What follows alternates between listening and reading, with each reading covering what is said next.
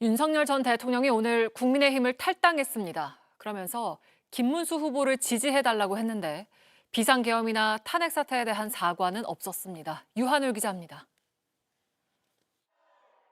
윤석열 전 대통령은 자유대한민국을 지키기 위한 책임을 다하기 위해서 국민의힘을 떠난다고 했습니다. 백의종군을 약속하는 동시에 당원 동지들에게 각자 입장을 넘어 큰 하나가 되달라고 호소했습니다. 또 자유와 주권 수호를 위해 뜨거운 열정을 함께 나는 국민 청년 여러분이라고 자신의 지지층을 칭하면서 투표에 꼭 참여해 김문수 후보를 찍어줄 걸 당부했습니다. 근데 비상계엄과 탄핵 사태에 대한 대국민 사과는 없이 강성 지지층을 향한 선거용 메시지만 낸 겁니다. 김용태 비대위원장은 앞서 윤 전 대통령의 탈당을 공개 요구했지만 부정적인 기류가 전해지면서 주춤하는 모습이었습니다. 저는 사실 탄핵의 강을 넘었다라고 생각합니다.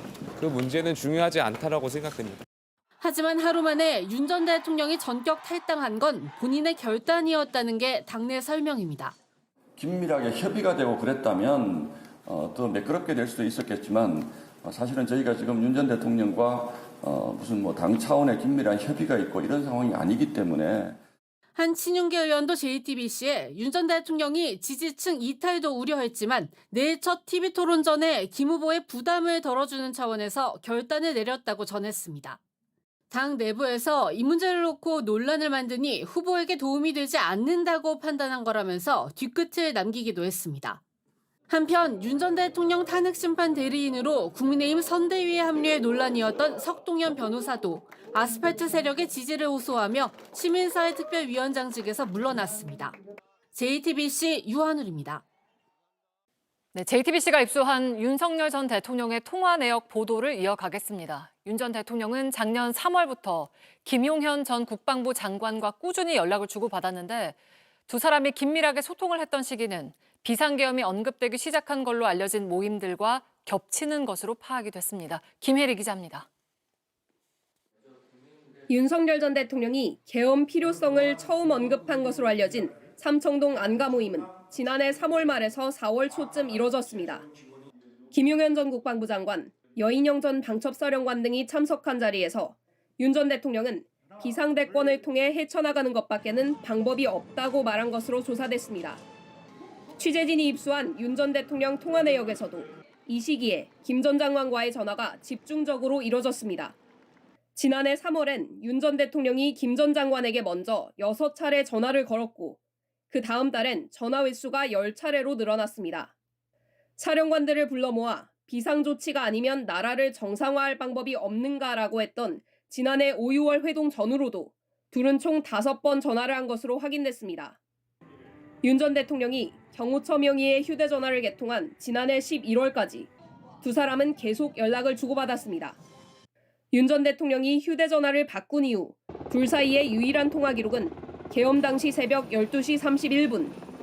의원들이 국회 본회의장으로 다급히 몰려올 때쯤 윤 전 대통령은 김 전 장관과 16초간 통화했습니다. 계엄을 본격 모의하고 이를 수습하던 시기엔 보안성이 높은 비화폰을 통해 주로 통화한 것으로 추정됩니다.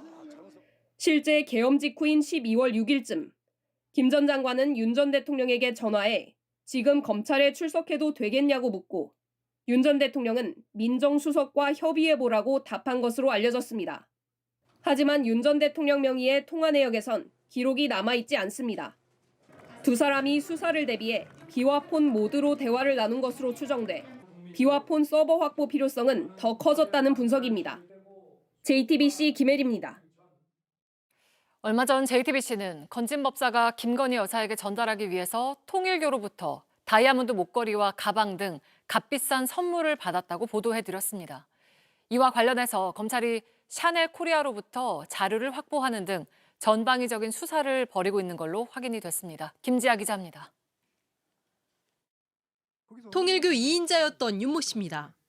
윤 씨가 김건희 여사에게 전달해달라며 건진법사에게 건넨 것으로 JTBC가 확인한 선물은 6천만 원 상당의 다이아몬드 목걸이와 인삼 제품, 그리고 샤넬 가방입니다. 검찰은 이를 확인하기 위해 샤넬 코리아로부터 구매 관련 자료를 확보한 것으로 파악됐습니다. 이에 샤넬 코리아 측은 검찰 수사 협조 요청에 성실히 응하고 있다고 밝혔습니다. 윤 씨는 검찰 조사에서 선물을 건넨 사실을 인정했는데 건진 법사는 목걸이를 잃어버렸다고 주장했습니다. 통일교 청탁으로 김 여사한테 목걸이랑 금품 전달한 거 인정하시나요? 검찰은 전 씨의 주장이 거짓이라고 보고 물품들을 찾기 위해 수사를 집중하고 있습니다. 지난달 말 윤석열 전 대통령 부부의 자택과 김 여사 사무실 등을 압수수색한 데 이어 청탁 여부에 대해서도 전방위적인 수사가 이어질 것으로 보입니다. JTBC 김지아입니다. 홈플러스 사태로 수사를 받고 있는 김병주 MBK 파트너스 회장이 귀국 직후 검찰의 압수수색을 받았습니다. 이 모습이 포착된 영상을 저희가 단독 입수했습니다. 홈플러스 사태 이후 김 회장의 모습이 언론에 공개되는 건 처음입니다. 조혜연 기자의 단독 보도입니다. 검은 마스크와 검은 자켓 차림의 남성이 인천공항 입국장으로 걸어 들어옵니다. 홈플러스 최대 주주인 MBK 파트너스의 김병주 회장입니다. 검찰이 김 회장 일행에게 서류를 제시하자 얼마 뒤 김 회장과 검찰이 함께 인천공항 2층으로 이동합니다. 검찰은 오늘 영국 런던에서 귀국한 김 회장에 대한 압수수색 영장을 집행해 김 회장의 휴대전화 등을 확보한 것으로 전해졌습니다. 김 회장은 홈플러스 신용등급 하락 우려를 인지하고도 채권을 발행해 투자자들에게 손실을 떠넘기려 했다는 의혹 등 사기와 자본시장법 위반 혐의를 받고 있습니다.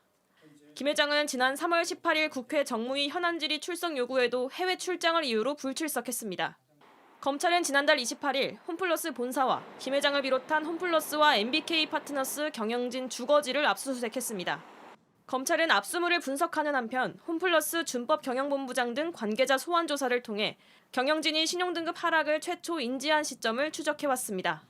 김 회장은 홈플러스 사태 이후 수백억 원 규모의 사재 출연 등을 약속했지만 사태 해결엔 부족한 조치라는 지적이 계속됐습니다.